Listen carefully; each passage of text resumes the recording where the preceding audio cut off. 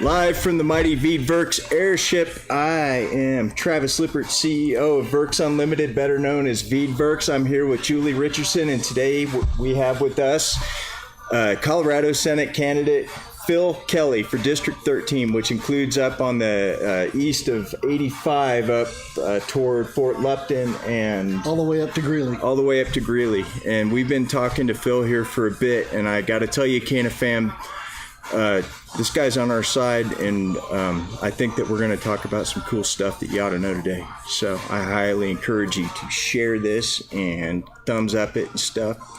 I must say, Trevor, you made a heck of a takeoff today, even with the crosswind. I must say, it was good. It was good. Now, I've been in gunships, never been in an airship. So that's how you're a veteran. You're a combat veteran from Vietnam War. Yes. You were a door gunner and crew chief in a UH-1C. Yes. Well, right? I originally was a gunner in an H model, and then as I got promoted and got my stripes, I ended up, there was an opening in the gunship platoon, so I went to be a crew chief in the gunship platoon. In fact, this is actually the gunship I flew in Vietnam before it was shot down and destroyed. That's so Well, awesome. you got shut down 4 times, Four right? times, yeah. The first 3 weren't bad. It's that 4th one that got me. If you guys aren't familiar with military insignia, that's the Distinguished Flying Cross right there. And the Bronze Star. And the Bronze Star. Yep. So I think your war credentials and veteran credentials, and you got all those boxes checked. So nobody could. How could you hate that, for starters? Yeah. Right. I mean, well, I'll tell you, it's been a long time just to be able to come to grasp with it myself. It took me many decades just to even learn to handle the things I went through, because when you're 18, 19 years old and you experience this, let me tell you, that really affects your mind. Yeah. And it cost me a marriage, it cost me jobs, but very fortunately, over counseling with the VA, counseling and learning, education, going to school, and having friends who really also understood, you start to really come back and you start to build a life, and you learn the values of what is really important in this world. And what I'm doing today, I feel that I've been preparing for all my life.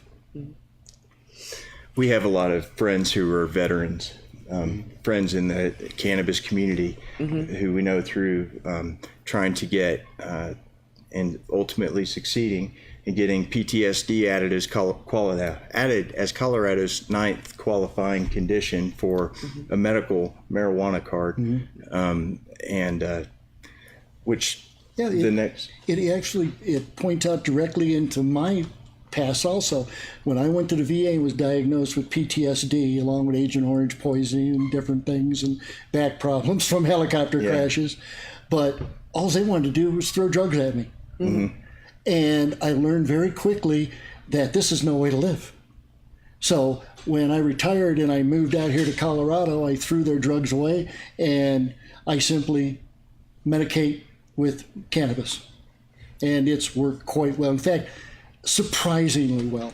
How much better I feel, how much better I live, and my outlook on life is so much better because you're doing away with the artificials and you're bringing in natural. There you go. Can you believe this? We've got a state Senate candidate who just told us exactly the same thing that we keep telling people, is that we are throwing away our pills and replacing them with cannabis. Yeah.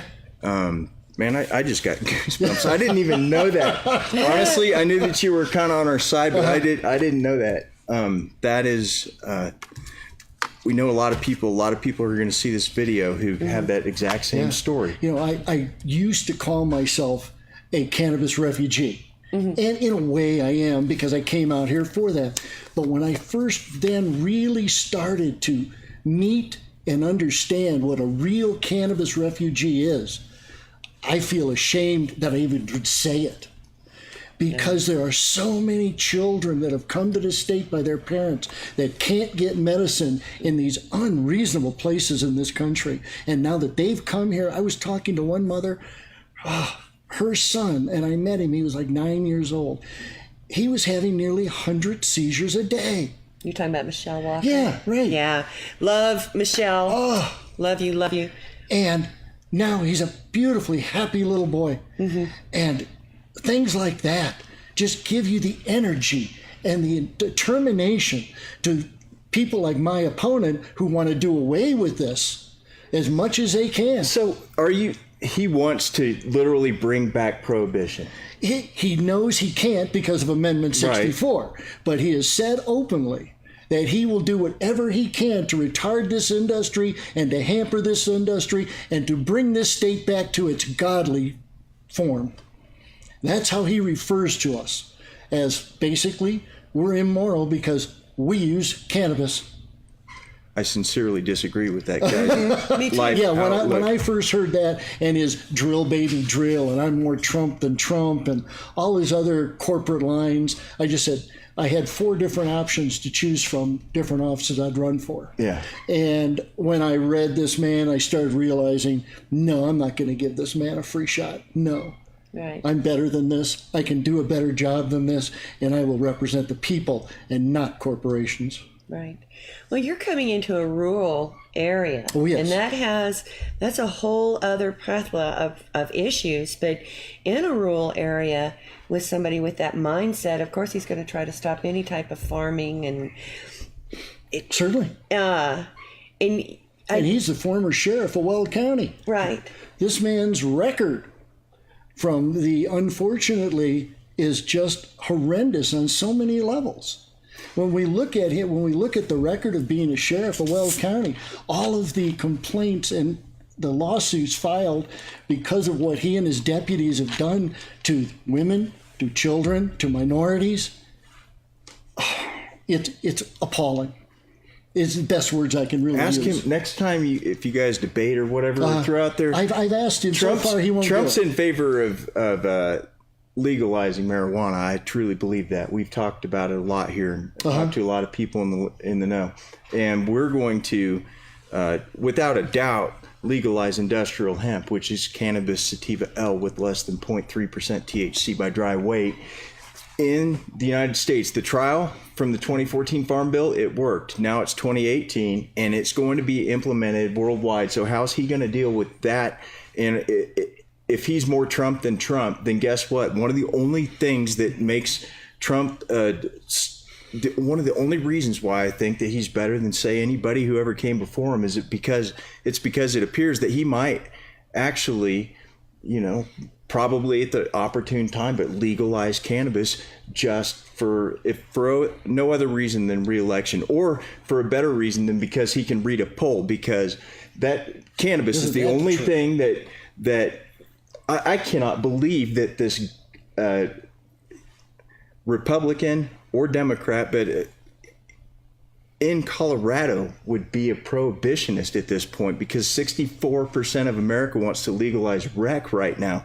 And it's like pushing 95% med. And you've got a guy who, it's one of the only things right now, 20, isn't it 27 now that have medical? And there's 7 more that are going to vote on it. Coming online. This is over. You were on the, you're it's just over. like on the, maybe he doesn't have Google. Is he not? I know he uses smoke signals. Smoke signals are a big one in his campaign. You see them, Really? But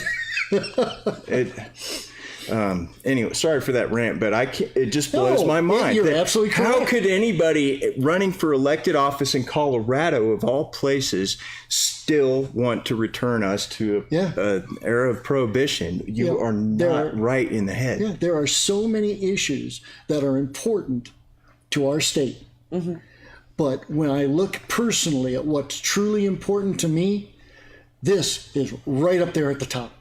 If we do not do what is necessary for the people of this state, for the medicines that are needed, and help with throughout the country, we are shirking our duties. We have got an opportunity here that needs to be moved forward into a whole new light. There is a whole new world out there right now, and you guys are the ones that have opened it. And I take my hat off to you. You've done a marvelous job. The only other thing I would even come close to on something like this would be money out of politics. And this is why I try to stay away from so many divisive issues, is because anybody can talk about I can't say the word. Yeah. Divisive issues. I'll tell you, I stopped hearing them though. Yeah, exactly. I'm deaf to them at this point. I only talk about the one main issue, money out of politics and cannabis. Because this is something that we can do so much good. And they won't even allow us. And this is why I've reached out, and meeting Julie was just a blessing. Oh, thank you. It really, you guys are great. And now meeting you, Trevor, now I can actually start to communicate. Now I can actually start to communicate with the industry that I feel so positively about and want to help. Because you know as well as I do, my opponent, Cook, is not the only one that's against cannabis in the Senate. Mm-hmm. We have many anti-cannabis, and to remove him and to put in a pro-cannabis senator into Denver the next session for the next 4 years would be a tremendous boost, because I will be there on the front lines warning, looking, teaching, and acting as a senator for the people and not for corporations. Well, and as somebody who has been at the Capitol, the past 3 years since I've got here, that's going to be a very welcomed, refreshing thing, because, we have so many politicians that are for us, and it's like a tug of war. Yeah. One of the things that I shared with you was the nano tracking. Right. Yeah. Oh, that's insane. That was. Are you kidding me? Oh. Nano tracking. Oh, that was awful. And they tried twice to introduce that. Yeah. It's like the same thing they wanted to do, like in dynamite, where explosions happen and the FBI can come back and find the little nanites and find out where it was made from. Yeah. They want that in our cannabis? Right. No, thank you. And that was coming out of the fund.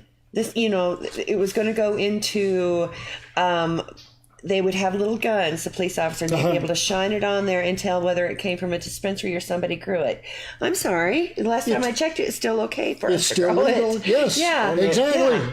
The people in this state who are supporting this plant are supporting it because they know that it helps them get that weird stuff out of your body that they've been feeding you all these years. And I just cannot, it makes no sense that they would try to adulterate this safe replacement, effective treatment, adulterate it with other weird stuff. Come on. Untested. It was completely untested. Try getting cancer once. If you don't die of something first, you're going to get cancer someday. That's what's going to ultimately take you if you live long enough to get it. And cancer is effectively treated. The symptoms of it are effectively treated by cannabis, unlike anything that's available on the market. It's non-addictive. It doesn't wreck your everything. Yes. And furthermore, THC kills cancer cells. It's a proven fact through two ways. In fact, on that exact issue, I personally feel the only reason I'm alive today is because of the medicinal properties of cannabis. I'm an Agent Orange victim from Vietnam. And when the VA came out here just last year and said nearly 80% of us that are suffering from Agent Orange are now deceased. Wow. And I have had nothing. And I think it's because of my daily use of cannabis. And it's helped me tremendously in so many different ways. My own mother, this was funny, she lives down in Phoenix. And she was always has had a hard time sleeping. So I said, Mom, why don't you try some of this? Oh, no, for years and years. I won't try those drugs. I was down here 6 months ago. And she was complaining she didn't sleep at all last night. I said, Mom, you're taking one of my sleeping pills tonight. She did. Got up in the morning, said it's the best sleep she's had in years. I told you.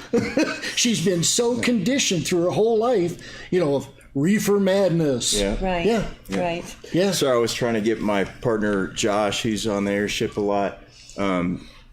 His dad was an F-4 pilot in Vietnam, and I thought he was an F-4 pilot. So he flew helicopters. Yep. Does he know him? I'm gonna ask him. Yeah. But guess what? One of the 89th Ghost Riders, Avenger Gunships. Nice. I met his dad because we went to the Air Force Academy together. We were in the same squadron, and his dad came for our graduation, and his dad doesn't have a hair on his body. He is right. He's 100% bald, and it's from Agent Orange. Yep. Yeah. Maybe I get an extra 10 or 15% for this, you know. Try rubbing CBD on it. Yeah, some CD. Yeah, there we go. Completely though. Actually got back every last bit of it. Yeah. Every hair, yeah.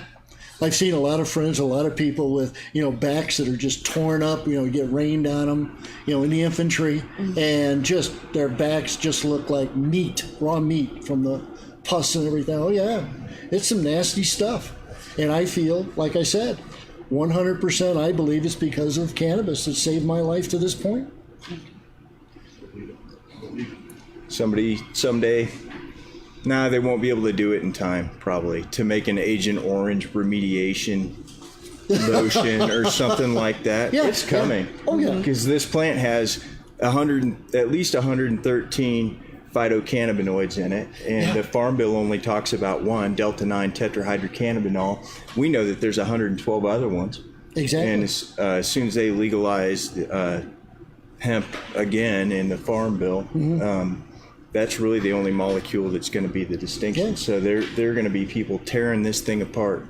Oh, yeah, and the chemistry that we know now, can you so many imagine the wonder business, the way it's going to explode? It's from clothing to rope to pharmaceuticals to plastics, you name it. Yep. It's going to be insane. Yep. So I do not understand why these extreme conservatives just can't get on board except for a mindset. I think that's just a mindset. Does he think are the constituents up there, is it really true? It's rural out there. Yes, it is. Yes, it is. Tell you who's on our side is farmers in rural America. There's a news flash for if you don't believe me, like we know that people maybe this guy is stereotyping his constituency and thinking that they're anti-cannabis because I'm telling you, your stereotypes are all wrong when it comes to cannabis. Yeah. All wrong. Yeah. You happen to have an F1 car? Not yet. Not yet. I'm a big F1 fan. Right? Yeah. Well, the farmers want it because, you have to use less chemicals and there's less water. There's less water, less land, and and the runoff. You're not worried about a lot of the pollution and erosion issues. Actually, hemp helps the earth. Exactly. When you plant it, you're actually helping the earth renew itself and cleanse itself. Have either of you read about the article coming out of Chernobyl about hemp? Yes. Have you? Yes. Oh, that's my father amazing. Was a nuclear scientist, and when that happened, I was stunned. The first They're thing he remediating said, the ground with hemp. Yeah, with hemp, and it actually draws out the radiation and cleans the land. It does. I want to know. Amazing. I want to know, and we all need to be asking ourselves this question in the hemp industry: is what does hemp do for glyphosate remediation with this Roundup lawsuit that came out where the jury determined that a guy died because of glyphosate made by Monsanto. Well, that's or now Bayer. Bayer, right, also the maker of Zyklon B. If you're, Exactly. Yeah. seriously, poison. it's poison. So that's what because Kansas passed hemp this past summer, and they didn't get on it in time to get a seed crop in the ground. So next year. Right. So the problem that we're finding is that, like, if I'm going to use hemp for CBD products, there's no way you can grow it in that ground right now. That is nasty, just pesticides in the and if for no other reason, from a marketing standpoint, glyphosate, it's all in the news. They're saying it causes cancer, and they're spraying it right now on your food that's going to be your Cheerios next year. Right. And just as a business owner, there's no way I'm ever putting any CBD in our products that's grown in a field that has any glyphosate in it. It's a bad business idea, and so I want clean ground to grow clean cannabis. So I think they're going to have to grow a cleaning crop. And I wonder if it takes it up. And I've talked to people. Unless it's rope, what is it safe for? Would you want to put that on your body if it had maybe you could grow a seed crop. We're going to get Chris and Lauren Tradd in here from Fountain of Health. Chris is the head grower at Strasburg Farms. I think, or I don't know. I'm making up a job title, but he's a really good grower, so we'll get him in here Excellent. to talk. But I talked to him about this recently, about land remediation. Kentucky's they're already finding that out this year. They've grown a bunch of hemp in Kentucky this year, but and now they want to sell the CBD, and so I'm one of the people that they would naturally call. And when I tell them that it's got to be organically grown, or else. I'm not saying it's useless. I'm just saying it's useless to me. Right. It's like so many of us out here. For that. Whether we, look at our actual dispensaries or whether it's homegrown. Mm-hmm. I don't know anyone that does not grow clean, natural hemp without chemicals. Do you guys know any? No, I don't know anybody. I don't know anybody. That. Nobody here in Colorado does. I don't know anybody. In fact, it wouldn't even be sellable if you did. No, you Nobody couldn't wants make any money off of it because we have to have all of our stuff tested. If you think I'm going to buy a kilo of CBD and not get paperwork on it, knowing that the lab that I know tested it, that's grown from the farm or on the farm that I know, we have our stuff locked down. That's the only way to do it. There's no reason to not follow all of the rules to a T. Yeah. And Monsanto can't say that. No, they're poison. They're the merchants. poisoner. Oh yeah. Yeah, it's disgusting to me. Oh, it is. It's one of the abuses of capitalism that needs to be controlled under reasonable guidelines and the rules of the road. Mm-hmm. I'm not talking about crazy liberal, we're going to shut down businesses. No.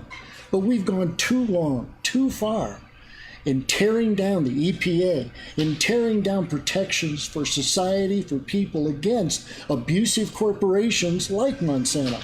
Right. And they need to be controlled reasonably for the betterment of society. Mm-hmm.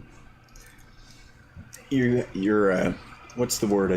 You're a dichotomous person in one way, because you're an environmentalist. Yes. And also you've got the gold bug. Oh yes. Yeah. So I ended up starting that. It was probably 30 years ago. A guy I was working with and his family, they were into it. And we were going on vacation, and they'd asked me to come along down to Georgia, to the Dahlonega Gold Belt down there. Oh, yeah. So I went with them, and I've had it ever since. And I found gold, let's see now, in Georgia, South Carolina, North Carolina, a little bit in Michigan. That was hard, and it's very good. Juice isn't worth the squeeze, as they say. And of course, California, Colorado, Arizona. But the mother lode, I've got to do Nome, Alaska sometime. I would just love to go up there and spend a week or so just doing it up there. But where exactly in Colorado did you go? Just around the bend, on the river there. Right. When we moved here in 2014, one of the first things that my son and I did is we got gold pans and we drove up Highway 6 to go, try and find gold in Clear Creek, and we've gone 10 times and never found anything. Are you a member of GPAA? Don't even know what it stands for. It's Gold Prospectors of America Association. And we've got claims literally all over the country. Really? And there's a couple of dozen right here in Colorado. And that's generally where I go. And it's only, I think $35 a year. And you get a complete large book. You get computer help and everything, complete logistics and all this. And you use your GPS and you go right to where the spots are. And you can see. And these are actual spots. Can I get out? So that's what's interesting about you are an environmentalist, but at the same time, like I've watched every single episode of Gold Rush, like I saw them come to Fairplay, right, and just get out their machines and just tear that stuff up, and it looks like, or if you're just driving west on 285, right, or looking south from Red Rocks or north from Ken Carroll Valley, you see the scar where they're stripping that, and so mining is ugly. Like one of the ugliest. Just nastiest things that it appears you could do to the environment. So, how do you?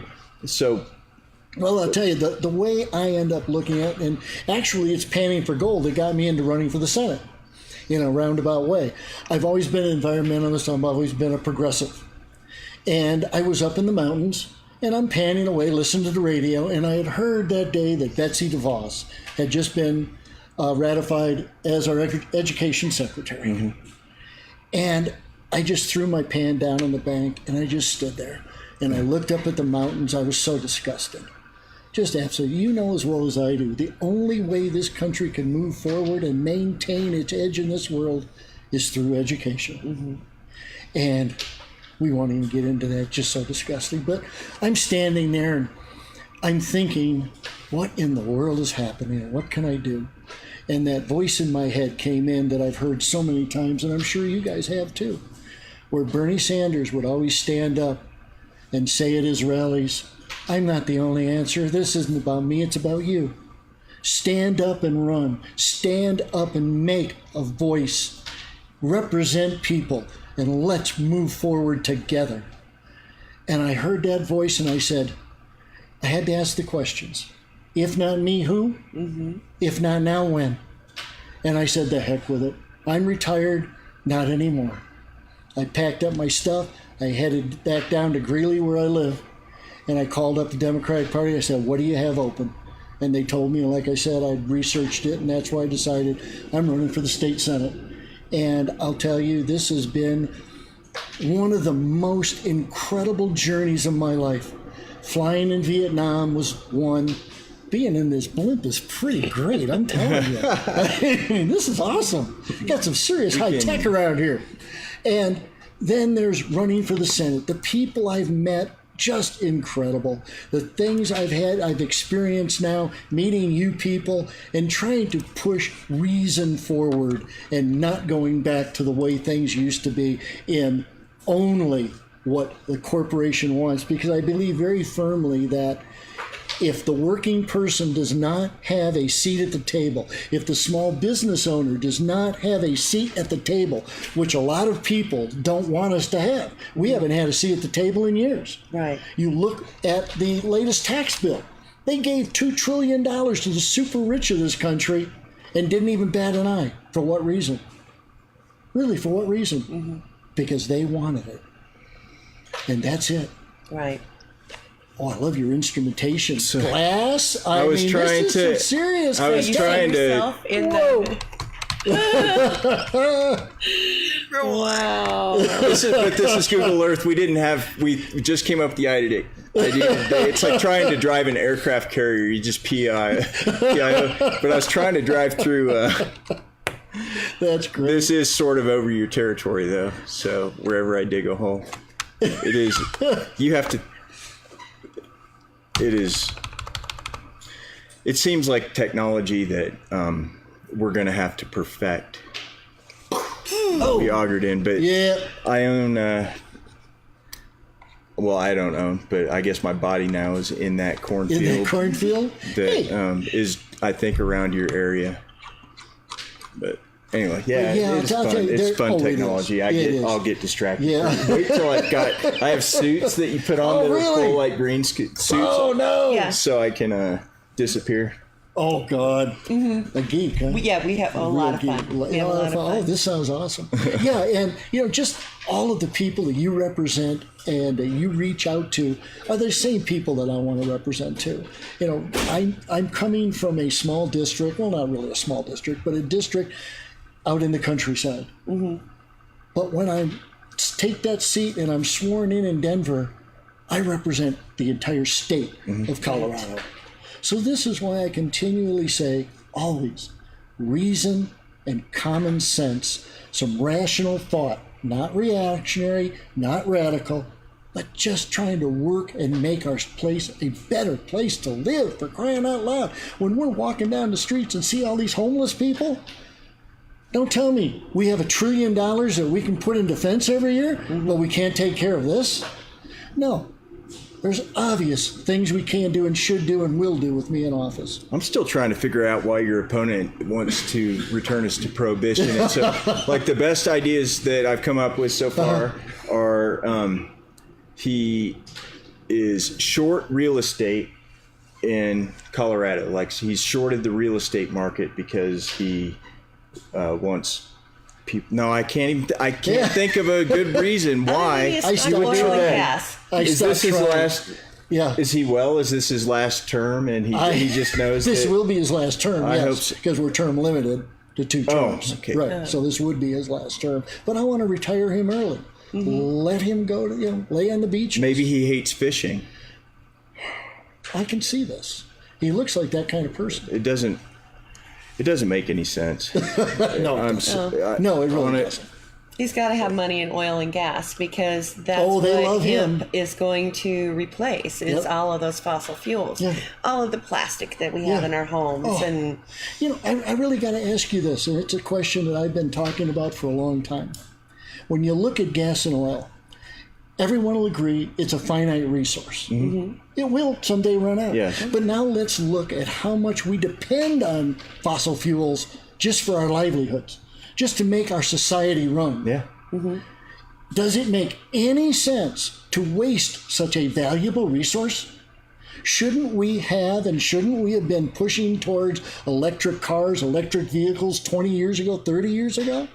Does it make any sense to literally use billions of gallons of precious fuel and just burn it off into our atmosphere, which causes its own problems? This is why I say we have to set guidelines to society. When you allow strictly the rich, the powerful to set the rules that they want, it's never going to work for society. It's only going to work in their best interest. So we have to, once again, have that seat at the table and say, no, you won't spew your poison into our air, our water, and our land. We must stand up. If we don't, look what they're doing to EPA already. Everything's going backward. When I was a child, stepped my foot into Lake Michigan, you couldn't see 6 inches down. I remember my children bringing them to Lake Michigan, knees all the way down, you could see your toes wiggle.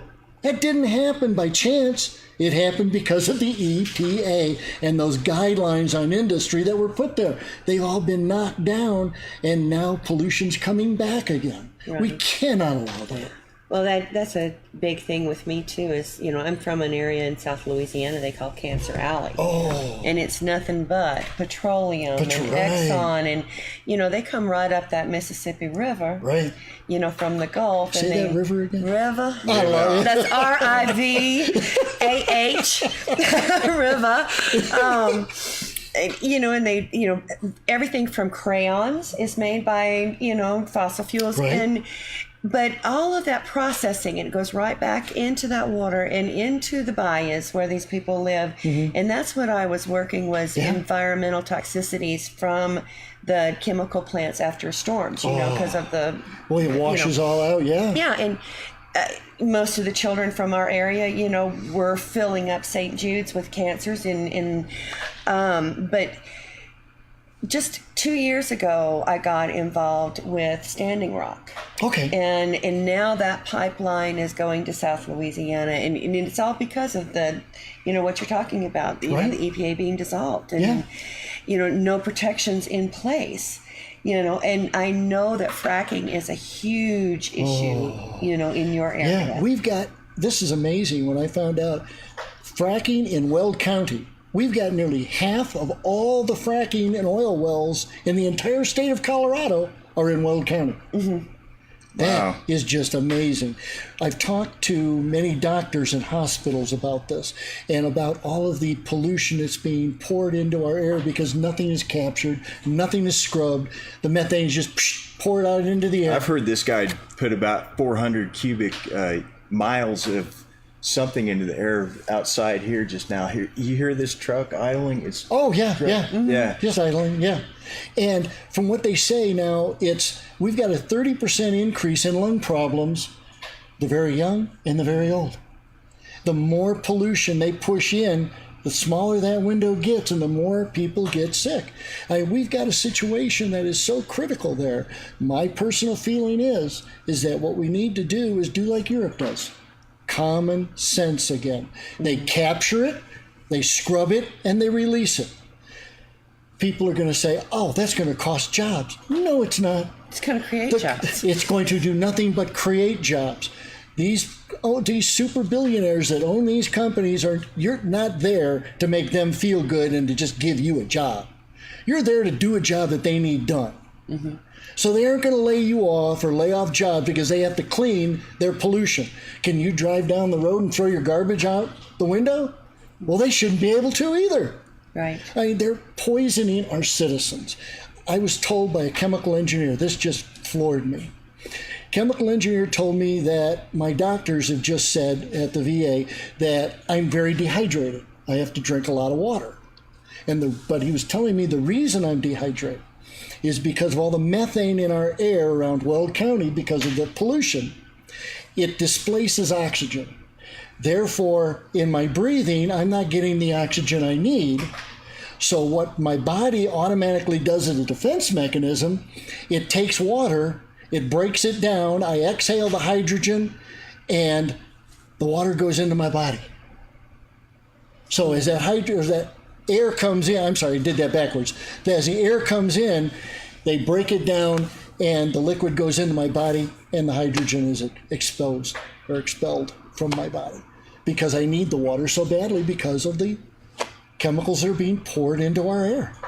I know that we in Denver know if it's going to storm because it starts to smell like Greeley.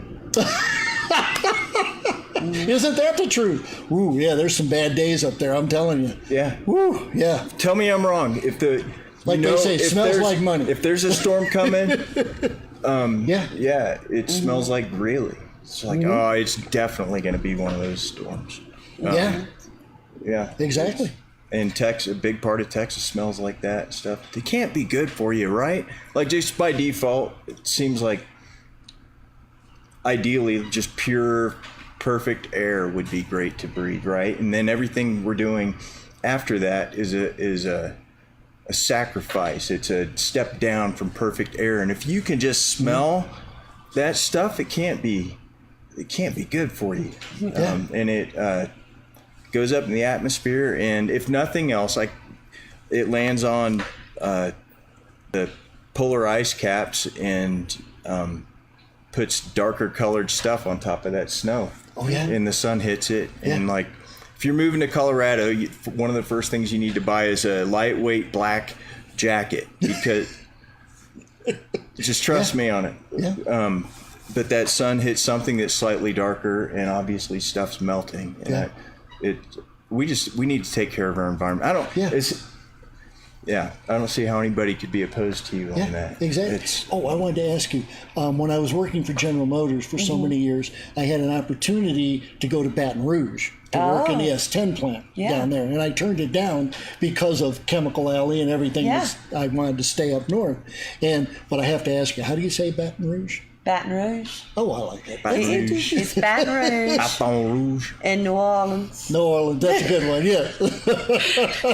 And I'm from the Bayou. The Bayou, yeah. I love it. Accents are so great. That actually, brings me to another point. Your tremendous accent, and I'm from the East, and where are you originally from? I grew up in Kansas. And then spent 17 years in Texas at one point. So you're from the South and everything, but so many places we have so many multiple cultures. We're a multicultural society, and if we don't start to learn to work together to create a society for all of us, and by all of us I mean the people that are the working bread and butter people of this country, small businesses, even semi-large. What I get a problem with is when somebody like Jeff Bezos can make $300,000 a day, but yet he doesn't pay his people enough not to be on food stamps. Yeah. Right. Excuse me, that's corporate welfare, and we can't afford that. Right. It needs to be done away with. And that brings me to another topic of mine, is how do we do away with some of this corporate welfare? Well, let me give you an example. If we take a situation, let's just use McDonald's. And 2 years ago, their CEO said that in 10 years, they're going to have 90% fewer workers. 90%. How do they do that? Real easy. Technology. Robots. In General Motors, where I came from, we have a paint shop. They're just got a brand new paint shop. There used to be 312 people working in that paint shop. Now today, with this new paint shop, 18 highly skilled, college-educated technicians, computer people. Everything is totally automated. All those good paying jobs gone. Same thing is going to happen with McDonald's and all of the other fast food restaurants. Look at the self-driving cars and all the technology alone. I tell my boy frequently that I bet that he's going, in his lifetime, I bet we're going to have to fight the robots. Yeah, if we do not. They're already smarter than us. Yeah, if we do not stand up, grab that seat at the table, and help us create a new future, because you know as well as I do, whether we have a seat at that table or not, which the super rich don't even want our conversation, we're nothing but background noise to them. If we don't have a seat at that table, history's going to happen anyway. Right. We had better, for our sakes, our children, our grandchildren, had better have a seat at that table, and we had better sit down and demand rights in a just and decent society, not just one based on profit. Right. Do you think robots ought to be able to vote when they're smarter? When they're smart, they will be smarter than us. Like right we are, now. like starting in I don't know, whenever they discovered the Higgs boson at CERN, right? Like, But now Google's working on and IBM and Apple and on computing technology that is going to be so far beyond what we can typically and it's coming soon. Oh yeah. And so when I think it becomes impossible to tell without looking at them, I guess, a robot from a human. Would you let a robot vote? I think on something like that, just off the top of my head now, but I'll tell you, I think this really goes back to what the Supreme Court just did in freeing up where businesses are people.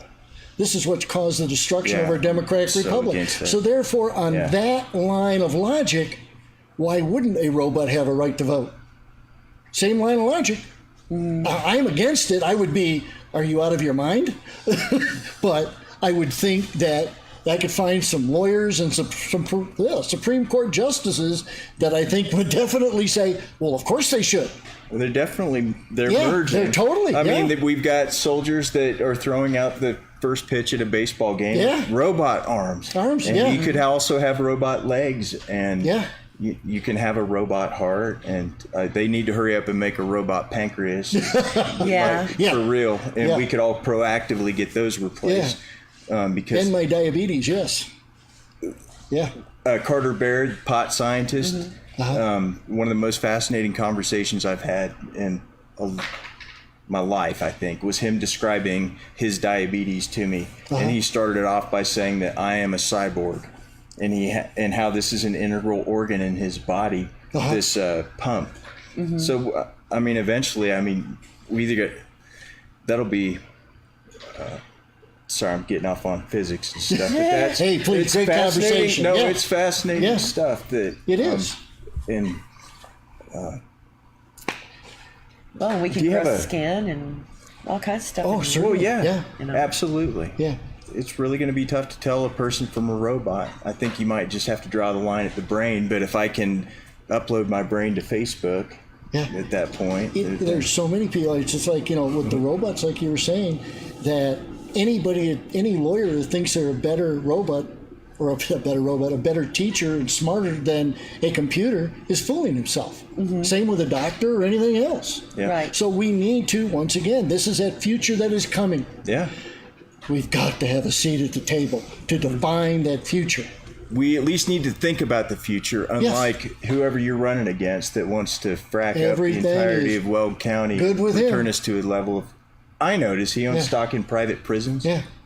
Maybe. So does Jeff Sessions. Yeah. Does he? Yeah. Oh, check this out. I met him the other 2 weeks ago at a parade. We were doing a sausage and ham breakfast, and I was just being polite, and he was coming one way talking to people. I was going the other, so we stopped and shook hands and blah blah, and just basic conversation. What I love is meeting people and talking, defining ideas, getting your ideas refined down to where I feel I can speak to them in an intelligent way. Those are the great things. Oh yeah. But begging for money is absolutely the worst. Yeah. I just hate begging for money, but I have to have it to do anything. Right. He says, oh yes, he agreed with me. He says, I had 6 people in my living room here last week. And he said, I was a fundraiser. And he says he got up and went into the kitchen, and his wife asked him, well, how much did they give you? And she said, or he said, $25,000. And she said, is that all? Go back there and get more. Dang. And I'm thinking, yeah, okay. And I just passed $2,000. So, this is illegal under Colorado law, because we're limited to $400 per person or corporation. But this was for his private pack. I was just thinking, so for the pack, what kind of people do you know if you can divide 25,000 by 6 and people... Can we say gas and oil? Yeah. Yeah. And we'll find out who actually gave it to him, because he has to do it. It has to be put up there, and how much he actually. But as I know now, he's close to $100,000 he's raised already for this. And you know who he's going to spend it on? To convince the people out there in our district that I'm a crazy liberal, and that I'm just not in touch with the common people. I'm not hearing it. No, it's not. And I can replace him, and I think be a much better senator for the people of this state, and most particularly for the 13th district, than the representation we have now, who only looks at profit and loss. What kind of voter turnout do you have in your area? Well, it's really funny. We have a situation where my precinct is almost 80%. That's a huge turnout. I was stunned. And there's several like that. But in reality, it's right at 50 and just a little under 50% overall. One of the things, another candidate and another friend of mine we were talking about is starting up voter registration. There was a lot of things that's changed now, with independent voters and stuff like that. Yes. And, especially with this election coming up, how awesome it would be to have a cannabis Voters Day. Yeah, a Voters Day. Let's sign up to vote. Let's do voter registration drives. I'm all about that. That's a great idea. I thought it was too. And even have gone as far as to getting in touch with the voter registration people that I know in Louisiana to see if they can make the connection up here. I've got an interesting story on that line for you. On June 26th, we all know we had our primary up here. Mm-hmm. And on June 27th, I was stunned at what happened. Final voter total. My Democratic vote went up 111% over the man who ran in this seat 4 years ago. 111%. Wow. The Republicans, my opponent, John Cook, went up 7.2%. That had to be an OMG moment for him in the morning. I bet. Yeah. Now, if you multiply that out, usually they tell me only 25% people turn out, usually times 3-4 to get to the November election. If you look at that, I started out in this campaign at minus 16. So about 16,000 votes down. Right now, if you do that extrapolation, I'm about 2,000 votes down. So it's doable. It's very doable. It's doable. It's very doable. But you're going to have to raise some money. I've got to raise money. Since I hate raising money too, but in this case, but he needs you got to have money to go do campaign stuff. And it's a typical little guy versus big guy situation. And so if you are up in that area, and anywhere. You need to anywhere. Yeah, any state doesn't matter. I was trying to hit. Yeah, and the thing is, I don't even have money for right now for yard signs. We need people are screaming for yard signs, and I'm going, I don't have them. Wow. Yeah. Yeah. Huh. $5-6 a piece. They ain't cheap. How many you have to buy? What's the MOQ on it? Usually, if you're going to get any type of break, a couple hundred. So you're talking times 5. That's a lot of money. Buy some yard signs. Yeah. Mm-hmm. I mean, I need help. Yeah. If you believe in what I'm saying, what I'm doing, who I support, and everything, stand up. If in November, on November 6th, we're going to make a decision. Right. And we better vote like our future depends on it, because it does. Oh, yeah, because who's in the Senate right now? And there's people always say a lot of times, I don't have anybody to vote for. There isn't anybody good out there. Right. I'm not a politician.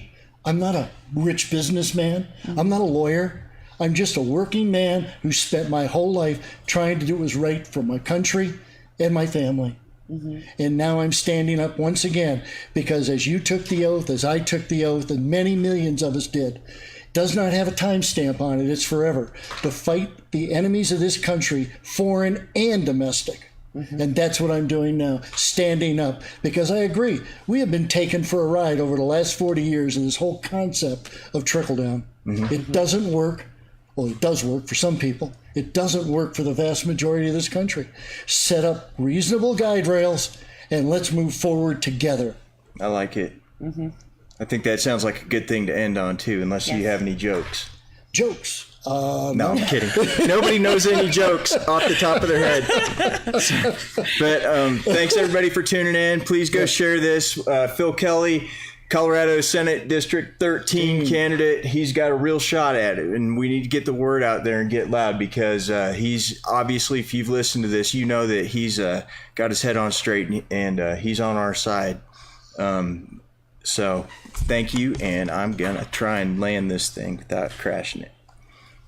I'd appreciate that. I don't need another crash. No.